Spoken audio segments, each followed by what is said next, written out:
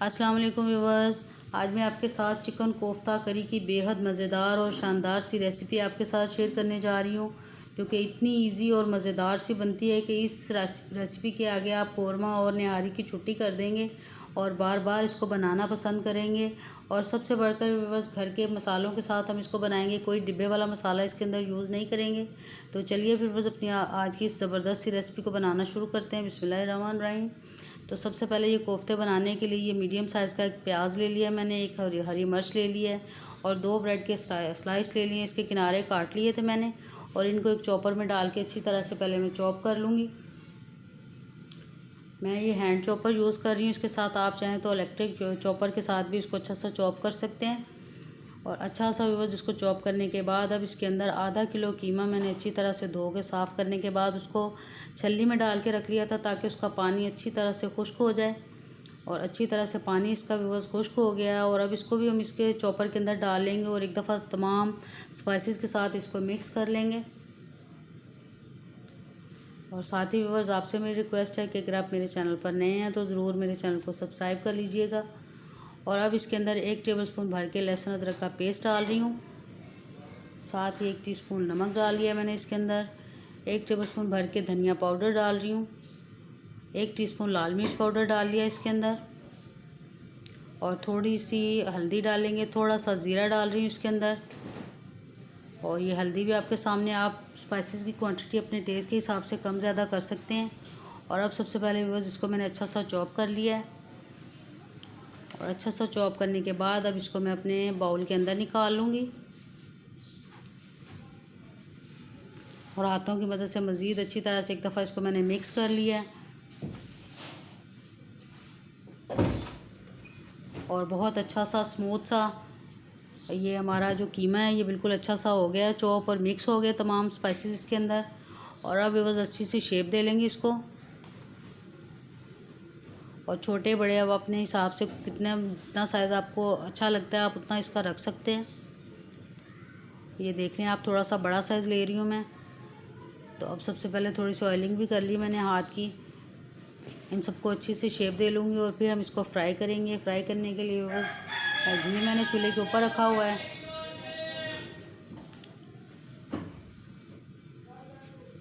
और ये आपके सामने सबको अच्छी सी बस शेप दे रही हूँ मैं।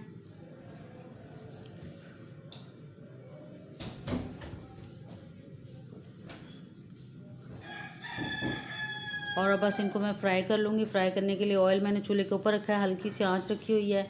और बस थोड़ा सा हमने इसको फ्राई करना है, बहुत ज़्यादा डीप फ्राई नहीं करेंगे इनको।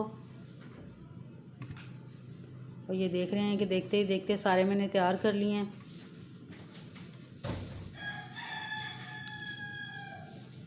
और ये घी डालने के बाद थोड़ा सा इसको बस गर्म करने देंगे, बहुत ज़्यादा खोलते हुए घी में हम इनको नहीं डालेंगे। और हल्का सा घी गर्म हो गया और अब इसके अंदर ये सारे कोफ्ते मैं डाल रही हूँ।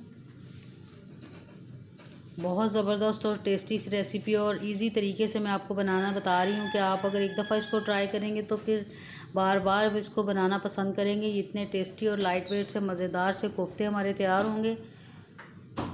और सारे डालने के बाद एक दफ़ा थोड़ा सा एक साइड से पकने देंगे इनको। और यूँ ही एक साइड से थोड़े से ये सोते से हो जाएंगे, थोड़े से पक जाएंगे, तो फिर इनको इस तरह से थोड़ा सा हिला के इसकी मैं साइड चेंज कर लूँगी। इसको बहुत ज़्यादा कलर नहीं देंगे, बस हल्का हल्का सा इसको गोल्डन कलर दे देंगे हम। और एक दफ़ा फिर इसको मैं इसी तरह हिला रही हूँ। देख रहे हैं आपके अच्छा सा गोल्डन सा कलर आ रहा है।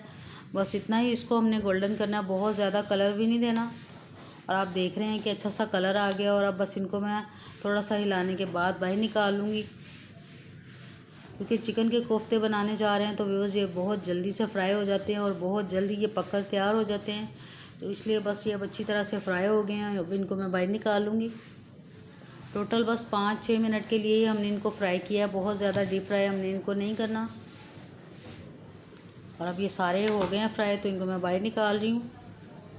और अब बस इसी ऑयल को थोड़ा सा कम कर लेंगे और इसी के अंदर मसाला तैयार करेंगे इसका। और मसाला तैयार करने के लिए बस सबसे पहले ये खड़े मसाले मैंने डाल लिए इसके अंदर। ये मैंने तेज़पात ले लिया, थोड़ी सी दालचीनी ले ली, ज़ीरा, 2 सब्ज़ इलायचियाँ ले ली हैं, लौंग और थोड़ी सी काली मिर्चें डाली हैं आपके सामने। आप इसकी क्वांटिटी भी कम ज़्यादा कर सकते हैं। अब थोड़ा सा सोते करने के बाद गरम मसाला जब सोते हो जाए तो फिर इसके अंदर अदरक लहसुन का 1 टेबलस्पून भर के मैं पेस्ट डाल रही हूँ। इसको भी थोड़ा सा बस हम सोते करेंगे, बहुत ज़्यादा कलर नहीं दे लेना। इसको भी इतना भूनेंगे कि इसका कच्चापन जो है बिल्कुल ख़त्म हो जाए। और अब ये अच्छी तरह से भुन गया। और अब इसके अंदर एक मीडियम साइज़ का प्याज, उसको मैंने अच्छी तरह से ग्रेटर की मदद से ग्रेट कर लिया था, बिल्कुल बारीक बारीक चॉप कर लिया था।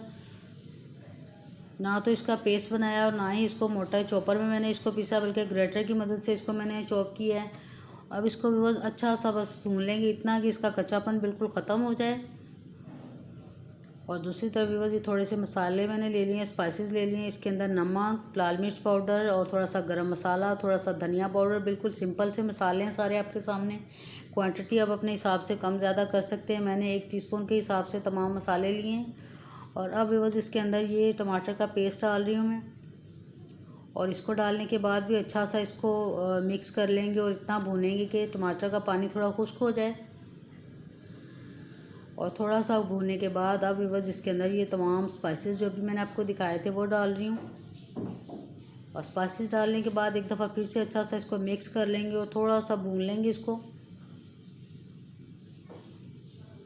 और अब बस इसमें थोड़ा सा पानी का छींटा लगा के भूनेंगे, ताकि हमारी जो है मसाला अच्छी तरह से भुन जाए और कोई भी चीज़ में खड़ी खड़ी नज़र नहीं आए। मसाला अच्छी तरह से भुन गया। और अब इसके अंदर भी बस 2 टेबलस्पून भर के मैं दही के डाल रही हूँ। आपने कोशिश करनी है कि दही मीठा हो तो फिर ज़्यादा अच्छा टेस्ट आएगा हमारे कोफ्ता मसाला जो है, कोफ्ता करी का। और अब इसको अच्छा सा भूनने के बाद बस इसके अंदर बस हम थोड़ी सी हल्की आंच करके दही डालेंगे, ताकि फिर दही हमारा फटेगा नहीं। और अब इसको अच्छा सा भूनने के बाद इसके अंदर मैं कोफ्ते ऐड कर लूँगी। अच्छा सा भुन गया, आप देख रहे हैं कि घी ऊपर आ गया है। और अब इसके अंदर ये कोफ्ते डालने के बाद मज़ीद इसको थोड़ा सा भून लेंगे। और बहुत ज़बरदस्त टेस्ट और इतना मज़ेदार से इस तरह से इसका मसाला तैयार होता है कि आप खुद यकीन नहीं कर पाएंगे कि आपने बग़ैर डिब्बे वाले मसाले के ये कोफ्ते तैयार किए हैं। ये इतने टेस्टी बनते हैं।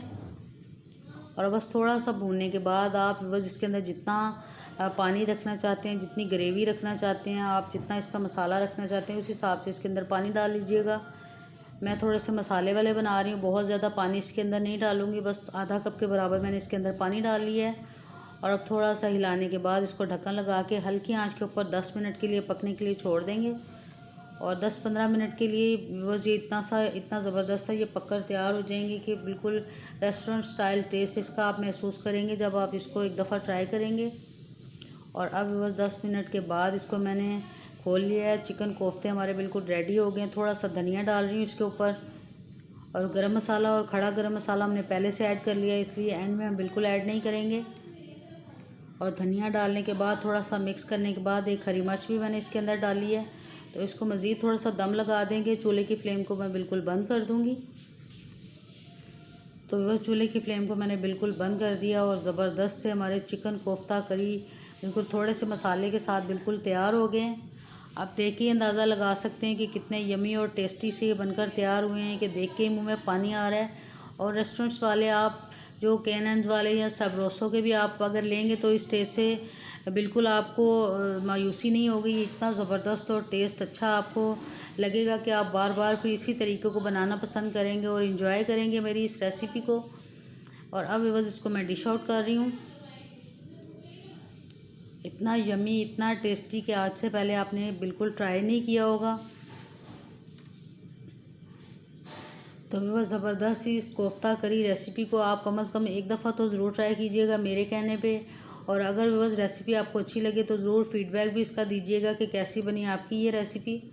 उम्मीद है कि आपको बहुत पसंद आएगी, बहुत अच्छी लगी होगी। तो बस अगर आपको रेसिपी अच्छी लगे तो ज़रूर मेरी रेसिपी को लाइक किया कीजिए। चैनल पर नए हैं तो आपसे मेरी रिक्वेस्ट है कि ज़रूर मेरे चैनल को सब्सक्राइब कर लीजिएगा। और साथ ही साइड पे लगे हुए घंटी के निशान को दबाइएगा, ताकि आने वाली हर नई वीडियो का नोटिफिकेशन आपको सबसे पहले मिले और आप सबसे पहले मेरी वीडियोस को देख सकें। और अगर वीडियोस व्यूवर्स आपको अच्छी लगती हैं तो ज़रूर फीडबैक भी दीजिएगा, कमेंट सेक्शन में ज़रूर बताइएगा। तो फिर मिलेंगे इंशाल्लाह ताला बहुत जल्द, तब तक के लिए अल्लाह हाफिज़।